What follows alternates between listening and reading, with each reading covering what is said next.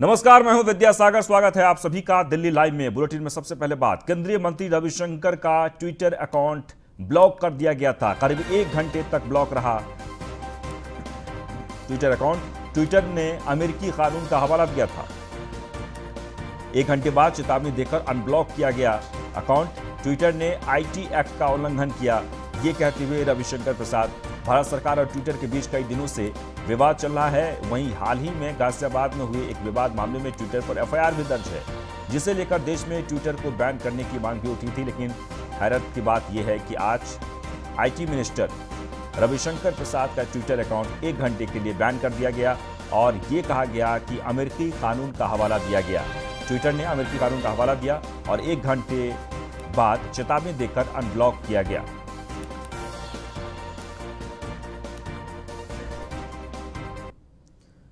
तो केंद्रीय मंत्री रविशंकर प्रसाद के मामले पर कांग्रेस नेता शशि थरूर का ट्वीट आया है सामने। ट्विटर ने मेरा भी अकाउंट ब्लॉक किया था, ये कहते हुए शशि थरूर, मुझे भी ऐसी परिस्थितियों का सामना करना पड़ा था। हम ट्विटर इंडिया से जवाब मांगेंगे। संसद की अस्थायी समिति के अध्यक्ष हैं शशि थरूर।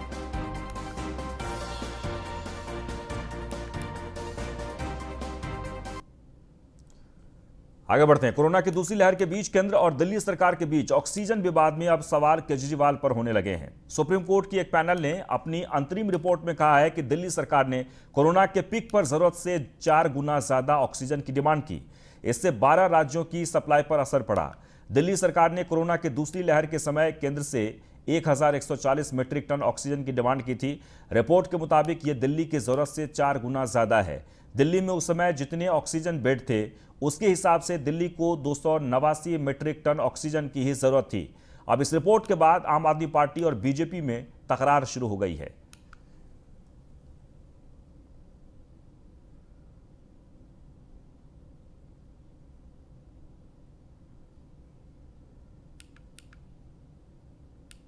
और इस पर अरविंद केजरीवाल ने ट्वीट किया है। आपको बता दें कि उन्होंने कहा कि सीधे सीधे कि मेरा गुनाह यह है कि मैं 2 करोड़ दिल्ली वासियों के लिए, मेरा गुनाह, मैं अपने 2 करोड़ लोगों की सांसों के लिए लड़ा। जब आप चुनावी रैली कर रहे थे, मैं रात भर जागकर ऑक्सीजन का इंतजाम कर रहा था। लोगों को ऑक्सीजन दिलाने के लिए मैं लड़ा, गिड़गिड़ाया। लोगों ने ऑक्सीजन की कमी से अपनों को खोया है। उन्हें झूठा मत कहिए, उन्हें बहुत बुरा लग रहा है।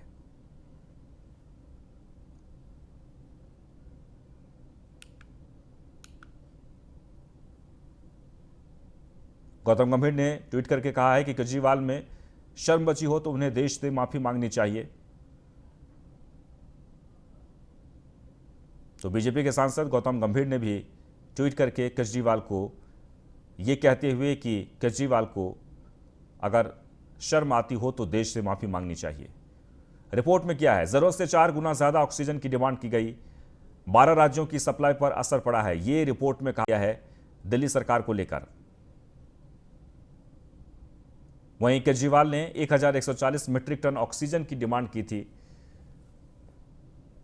जो मौजूदा समय में बेड के हिसाब से दिल्ली को 289 मीट्रिक टन ऑक्सीजन की ही जरूरत थी। अस्पतालों ने भी डिमांड ज्यादा बताई थी।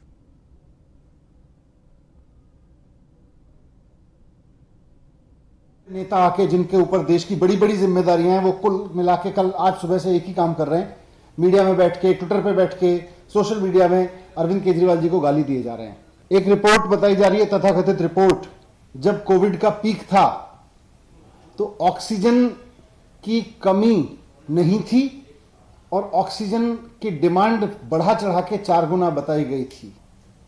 और सच ये है कि ऐसी कोई रिपोर्ट है ही नहीं। कि ऑक्सीजन को लेकर जिस प्रकार की राजनीति अरविंद केजरीवाल जी ने और दिल्ली सरकार ने किया, आज उसका पर्दाफाश हुआ है। जितनी रिक्वायरमेंट थी उसको 4 गुना बढ़ा करके बताया गया। आप सोचिए जरा, ये जघन्य अपराध अरविंद केजरीवाल जी ने किया। झूठा अलार्म बजाया, पूरे देश में पैनिक फैलाया। ये अरविंद केजरीवाल जी द्वारा जघन्य अपराध है। वहीं दिल्ली में आम आदमी पार्टी पर सरकार पर कोरोना काल में दूसरी वेव के समय ऑक्सीजन को लेकर लगातार केंद्र पर आरोप लगाए गए थे कि केंद्र सरकार दिल्ली को जितनी ऑक्सीजन चाहिए उतनी नहीं दे रही है। और इस मामले में सुप्रीम कोर्ट की तरफ से ऑक्सीजन ऑडिट कमेटी ने अपनी रिपोर्ट पेश की है, जिसमें कहा गया है कि दिल्ली सरकार ने ऑक्सीजन को लेकर केंद्र को गलत जानकारी दी। वहीं अब बीजेपी की तरफ से दिल्ली सरकार को घेरने की कोशिश की जा रही है। बीजेपी ने कहा कि दिल्ली सरकार ने लोगों को गुमराह किया और लोगों की ऑक्सीजन बेचकर और भ्रष्टाचार किया है। दिल्ली सरकार ने अब अपने ही ऑक्सीजन के चक्रव्यूह में फंसती नजर आ रही है। और इस मामले में दिल्ली बीजेपी अध्यक्ष आदेश गुप्ता ने क्या कुछ कहा, सुनिए।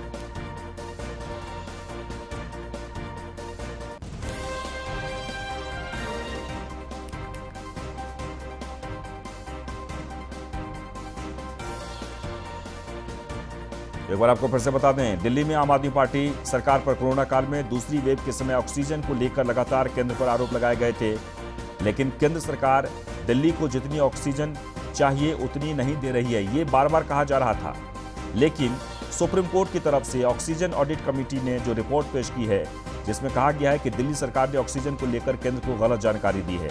वहीं अब बीजेपी की तरफ से दिल्ली सरकार को घेरने की कोशिश की जा रही है।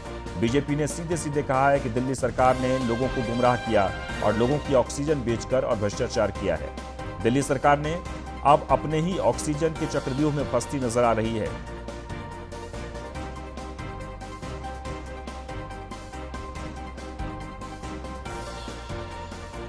तो आम आदमी पार्टी पर बीजेपी का करारा हमला लगातार जारी है। ऑक्सीजन को लेकर दिल्ली के बीजेपी अध्यक्ष आदेश गुप्ता ने बयान दिया है कि सरकार ने देश को गुमराह किया है। खासकर दिल्ली सरकार ने ऑक्सीजन की जितनी जरूरत थी उससे 4 गुना ज्यादा ऑक्सीजन बार बार मांगी जा रही थी। केंद्र सरकार को गलत जानकारी दी जा रही थी और ऑक्सीजन ऑडिट में कहा गया है कि जिसके कारण 12 राज्यों की ऑक्सीजन सेवा प्रभावित हुई है। वहीं बीजेपी ने यह भी आरोप लगाया है कि केजरीवाल सरकार ने लोगों को गुमराह किया और ऑक्सीजन के मामले में भ्रष्टाचार भी किया है।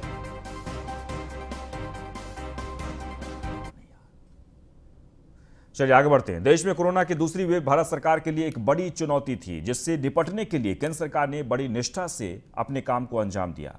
इस मुद्दे पर न्यूज वन इंडिया की टीम से बीजेपी के राष्ट्रीय नेता श्याम जाजू ने खास बातचीत की है, देखिए। और ये जानते हैं कि किस तरीके से बीते दिनों में जिस तरीके से देश भर में कोरोना की लहर से एक दहशत थी और जिस तरीके से संक्रमण लगातार बढ़ता जा रहा था, लेकिन केंद्र और राज्य सरकारों द्वारा लगातार हर संभव प्रयास जो किए जा रहे थे उसको देखते हुए आप जिस तरीके से लहरों का कोरोना महामारी से पूरा विश्व संक्रमित था, इतने महामारी से जूझ रहा था। भारत की स्थिति इस सब विषयों में अलग थी। भारत की जो पॉपुलेशन है, यूएस यूके के 84 देशों की मिलकर जितनी पॉपुलेशन होती उतनी हमारे देश की, वो पॉपुलेशन हैंडल करने वाले 84 प्राइम मिनिस्टर थे और यहाँ एक प्राइम मिनिस्टर पूरे देश को हैंडल कर रहे थे। हमारे देश का हेल्थ का इंफ्रास्ट्रक्चर इतना वीक है, इसके बावजूद इस देश को जिस प्रकार से हैंडल किया गया, और सबसे पहली बड़ी बात वैक्सीनेशन का निर्माण इस देश में हुआ और आज उस वैक्सीनेशन का प्रभाव से पूरी तरह से देश में इस पर कंट्रोल किया गया है और देश में जो पैनिक तैयार हो गई थी उस पर भी मात करने में मोदी जी के नेतृत्व में हम सब यशस्वी हुए। तो मुझे ऐसा लगता है कि आने वाले दिनों में भी इस विषय पर सरकार ने अपने प्रायोरिटी में हेल्थ को लिया है और मोदी जी के नेतृत्व में हम इस पर मात करेंगे। और सर जिस तरीके से वैक्सीनेशन सेंटरों पर जोर दिया जा रहा है नगर निगम द्वारा भी, जिस तरीके से वैक्सीनेशन को लगाया जा रहा है और ये भी एक संभव है कि जल्दी हम इसको मात दे सकते हैं, इसको कहना। सबसे बड़ी बात इसमें केंद्र सरकार ने जो इनिशिएटिव लिया है और पूरे देश को वैक्सीनेशन देने का, मुफ्त में देने का जो निर्णय किया है, इसलिए केंद्र सरकार धन्यवाद की पात्र है। तो ये तो मेरे साथ भारतीय जनता पार्टी के राष्ट्रीय नेता श्याम जाजू जी, जिन्होंने बताया कि हम देश हित के लिए हर संभव प्रयास लगातार करते रहेंगे और आगे भी जरूरत पड़ी तो इसी तरीके से हम और हमारी केंद्र सरकार मौके पर पहुंचकर लोगों के हित के लिए कार्य करती रहेगी। मैंने न्यूज़ वन इंडिया के लिए कहा। चलिए आगे बढ़ते हैं। उत्तर पूर्वी दिल्ली के बाबरपुर विधानसभा के सुभाष मोहल्ला नॉर्थ गोंडा में वैक्सीनेशन का काम तेजी से चल रहा है और इस दौरान इलाके की 102 साल की अंगूरी देवी ने वैक्सीन लगाकर लोगों को वैक्सीन के प्रति जागरूक करने का काम किया है। दरअसल अपने परिजनों के साथ वैक्सीन लगवाने पहुंची बुजुर्ग महिला ने कहा कि वैक्सीन लगवाने के बाद पूरी तरह से फिट हूं और लोगों को वैक्सीन जरूर लगवानी चाहिए।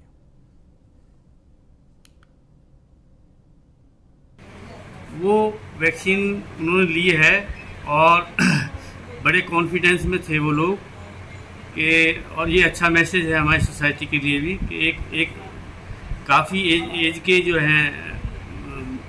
है वो माताजी आई यहाँ पे, लगभग अबू 100 ईयर्स थी वो, और अच्छा मैसेज गया है समाज में। और वैक्सीन उसका ये मैसेज गया कि लोगों का भय दूर हुआ है। और कल का जो हमारा ये है 1100 और 60 कल वैक्सीनेशन हुआ है।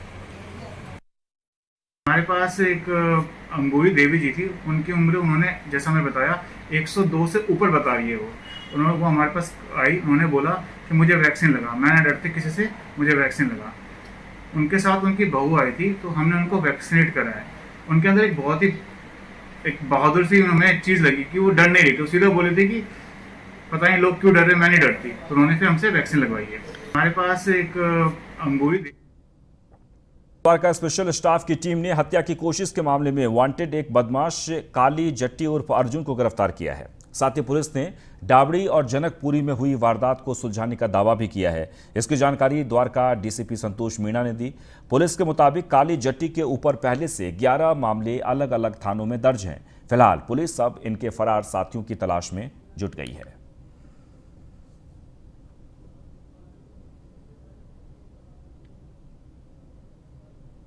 स्पेशल स्टाफ की टीम ने 2 attempt to murder cases workout कर लिए हैं और बैक टू बैक 2 इंसिडेंट्स हुए थे। 17 जून को एक माता चनन देवी हॉस्पिटल से एक एमएलसी मिली थी। वहाँ पर एक इंसिडेंट हुआ था जिसमें धीरज सन ऑफ गोपी है, इसको गन शॉट वाउंड था। दूसरा इंसिडेंट जनकपुरी का था, वहाँ पर भी एक इसी तरीके का इंसिडेंट हुआ था, गन शॉट का ही। जो 3 अक्यूज थे उनमें से एक को अरेस्ट कर लिया गया है, अर्जुन अरेस्ट कल्ली को, और 2 अक्यूज अभी ऑन रन है, उनके लिए अरेस्ट करने के लिए एफर्ट्स किए जा रहे हैं। 2 केसेस वर्कआउट हुए हैं। पुरानी 10 इन्वॉल्वमेंट्स हैं। जो अर्जुन कल्ली जो अरेस्ट हुआ है इसकी एक बटनदार नाइफ और जो स्कूटी ऑफेंस में यूज हुई है वो रिकवर कर ली है और फर्दर इन्वेस्टिगेशन जारी है। वहीं द्वारका जिले के बिंदापुर पुलिस ने दिल्ली से तड़ीपार किए गए बदमाश को धर दबोचा, जिसकी पहचान द्वारका के राम मदन के रूप में हुई है। आरोपी पर इलाके में लूट, स्नैचिंग और चोरी जैसे 10 आपराधिक मामले दर्ज हैं। इसकी जानकारी आज द्वारका के डीसीपी संतोष मीणा ने दी है। फिलहाल पुलिस ने आरोपी को आदेशों के उल्लंघन के तहत मामला दर्ज कर आगे की कार्रवाई में जुट गई है। को अरेस्ट किया है, राम मदन एनएस मुन्ना नाम है और टोटल पुरानी इसके 10 इन्वॉल्वमेंट्स हैं। और ये एक्सटर्नमेंट के बावजूद जो है एरिया में स्पॉट हुआ और इसके बाद इस पर लीगल एक्शन लिया गया और इससे एक मोटरसाइकिल भी रिकवर हुई है और फर्दर लीगल एक्शन लिया जाएगा। इस टीम ने एक एक्सटर्न डीसी को अरेस्ट किया है, राम मदन एनएस मुन्ना नाम है और टोटल पुरानी इसके 10 इन्वॉल्वमेंट्स हैं। और ये एक्सटर्नमेंट के बावजूद जो है एरिया में स्पॉट हुआ और इसके बाद इस पर लीगल एक्शन लिया गया और इससे एक मोटरसाइकिल भी रिकवर हुई है और फर्दर लीगल एक्शन। वहीं दिल्ली में अमेरिका के नागरिकों से ऑनलाइन ठगी करने वाले रैकेट का शहादरा जिला पुलिस ने भंडाफोड़ किया है। बता दें कि ये गिरोह जगतपुरी इलाके में एक फेक कॉल सेंटर चला रहा था। वहीं पुलिस ने फेक कॉल सेंटर का पर्दाफाश कर कई महिला समेत 84 आरोपियों को गिरफ्तार किया है। इस दौरान पुलिस ने इस गिरोह के पास से 64 लाख कैश, 92 लैपटॉप बरामद किया गया। वहीं शहादरा जिला के डीसीपी और साथिया सुंदरम ने बताया कि ये गिरोह जेल से ऑपरेट हो रहा था। गैंग का सरगना मनु सिंह तंवर जेल हत्या के एक मामले में भिवानी जेल में बंद है और इस गिरोह का भंडाफोड़ हरियाणा की गुरुग्राम पुलिस भी कर चुकी है।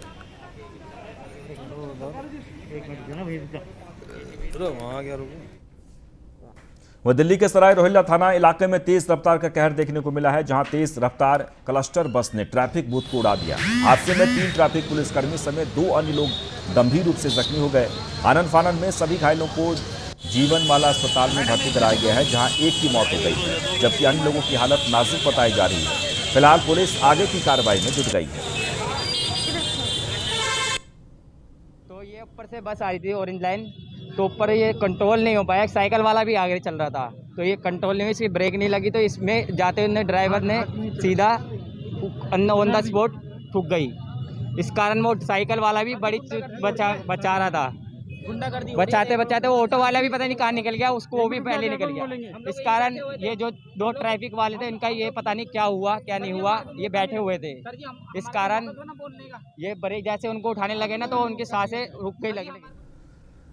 वह उत्तर पूर्वी दिल्ली के करावल नगर में EWS कोटे से एडमिशन लेने पहुंचे प्राइवेट स्कूल में बच्चों के परिवार वालों से स्कूल प्रशासन की ओर से बदसलूकी करने का मामला सामने आया है। दरअसल KMRL स्कूल में जहां दिल्ली सरकार ने EWS के कोटे से गरीब बच्चों को प्राइवेट स्कूल में पढ़ने का सुनहरा अवसर दिया था और उसकी धज्जियां KMRS स्कूल उड़ा रहा है, वहीं अभी तक दिल्ली पुलिस ने इस मामले में कोई कार्रवाई नहीं की है। और मैं, मेरे हस्बैंड और हमारी पूरी टीम EWS DG कैटेगरी के थ्रू बच्चों के एडमिशन कराते हैं। अच्छा, कुछ बच्चों की हमारे पास कंप्लेंट आई MRL स्कूल से, जहां पर ये बच्चों की किताबें नहीं देते हैं और बच्चों को यूनिफॉर्म भी नहीं देते हैं, लेकिन जो बच्चे फीस पे करते हैं उनके लिए किताबें हैं इनके पास, लेकिन जो इनका EWS DG से नंबर आया है उनके लिए कहते हैं अभी हमारे पास ख़त्म हो गया, अभी नहीं है। कुछ लोगों को किताबें दे भी देते हैं लेकिन 10-10 चक्कर काटते हैं पेरेंट्स। पहले यूँ कहा गया था किताब कल में, उन्होंने कहा किताब दे दो, तो ये कह रहे हैं अभी नहीं, किताब बाद में आना। इन्होंने 19 तारीख को मैसेज करा तो मैं कल गई तो कल बुक दे दिया उन्होंने, पर पूरी बुक तो देते ही नहीं, जो जितना हमें अलाउ है इतना तो हमें देना चाहिए। ना कभी पेंसिल रबड़ कटर, ना कलर, ना कंप्यूटर की कॉपी, कुछ नहीं देते। कि हम एक टीम के तहत EWS और DG कैटेगरी के फॉर्म भरते हैं ताकि बच्चों को ज़्यादा से ज़्यादा स्कूल में जगह मिल सके।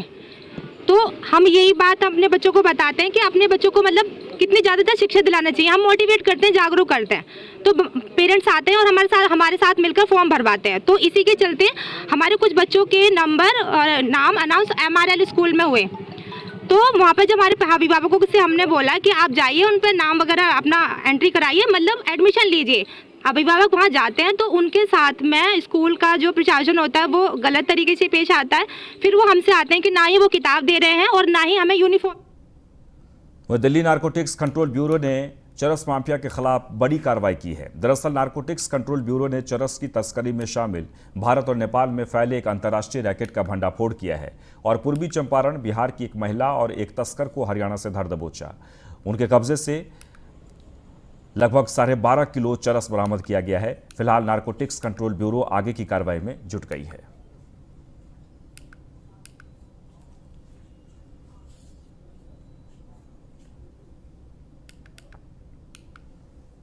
वह यूपी में हुए धर्मांतरण की आग अब दिल्ली तक पहुंची है। दिल्ली में भी लोग इस पर सवाल उठा रहे हैं और इसको लेकर बीजेपी प्रवक्ता नेहा शालिनी दुआ से न्यूज़ 1 इंडिया के संवाददाता प्रवीण गुप्ता ने खास बातचीत की है। हमारा प्रश्न शालिनी जी से ये है कि मैम, ये जो धर्म परिवर्तन का जो सारा सिलसिला चला आ रहा है, जिसमें बताया जा रहा है कि बीजेपी ही सारा काम करवा रही है, या मतलब धर्म परिवर्तन की चाल है राजनीति यूपी में जो अभी चुनाव होने वाले हैं उसको लेके, उसके विषय पे आप क्या कहना चाहेंगे? मुझे तो बहुत हैरानी होती है कि कौन से मूर्ख लोग हैं जो कह रहे हैं कि धर्म परिवर्तन की चाल भाजपा की है। मतलब धर्म परिवर्तन, भाजपा तो इस चीज़ पे विश्वास ही नहीं रखती। जो जिस धर्म का है हम उसी धर्म के लोगों को मतलब हमने कभी नहीं कहा कि जैसे कोई मुस्लिम है तो वो हिंदू बन जाए, और ये हिंदू धर्म में कोई कभी नहीं कहता। लेकिन अभी देखिए जो 2 लोग पकड़े गए हैं पीछे यूपी में, एक का नाम शायद उमर गौतम है, दूसरा मुफ्ती काजी, उसका बयान आप सुनिए। उसने बयान दिया है जो मुफ्ती काजी है कि इस्लाम ही केवल रहना चाहिए, जो इस्लाम नहीं अपना रहा वो काफिर है। फिर चाहे वो हिंदू हो, चाहे क्रिश्चियन हो, चाहे वो कुछ भी किसी भी रिलीजन का हो, कोई रिलीजन मायने नहीं रखता। सिर्फ इस्लाम इस्लाम है, सिर्फ वही धर्म है, बाकी धर्म कुछ भी नहीं है। मैम, क्यों लगता है आपको कि मतलब क्यों ऐसा लगता है और पार्टियों को कि धर्म परिवर्तन कराने से हमारा वोट बैंक बढ़ जाएगा या हमें और ज़्यादा सपोर्ट मिलेगी?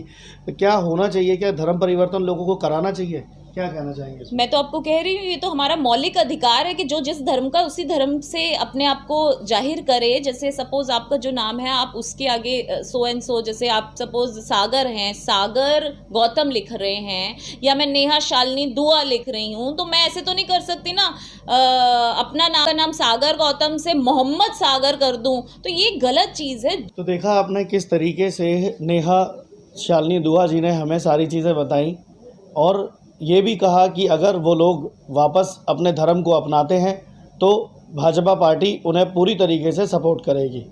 न्यूज़ 1 इंडिया, दिल्ली से परवीन गुप्ता। और इसके साथ ही इस बुलेटिन में बस इतना ही, लेकिन ताज़ा तरीन खबरों के लिए आप बने रहें न्यूज़ 1 इंडिया के साथ। नमस्कार।